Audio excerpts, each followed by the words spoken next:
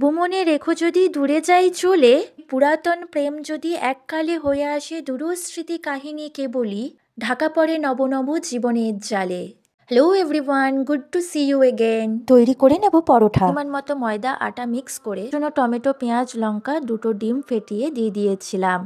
স্বাদ মতো নুন চিনি অ্যাড করেছিলাম। এরপর অল্প অল্প জল দিয়ে ব্যাটারটা তৈরি করে নেব। পরোটা লুচি বাঙালিদের ফেভারিট ফুড, আর সেই পরোটাকে যদি অন্যরকম করে বানানো যায় তাহলে আর কথাই নেই। অ্যাড করেছিলাম গোলমরিচ পাউডার, হলুদ। এরপর তাওয়াতে তেল দিয়ে ব্যাটারটা দিয়ে দেব। এরপর পরোটাটা হয়ে এলেই দুদিকেই ভেজে নেব। এরকম করে প্রত্যেকটা পরোটায় করে নেব। যারা আমরা রুটি গোল করতে পারি না তাদের জন্য এটা খুব ভালো প্রসেস। এটা আমি আজ ব্রেকফাস্টে বানিয়ে নিয়েছিলাম, তাই তোমরাও একবার ট্রাই করে দেখতে পারো।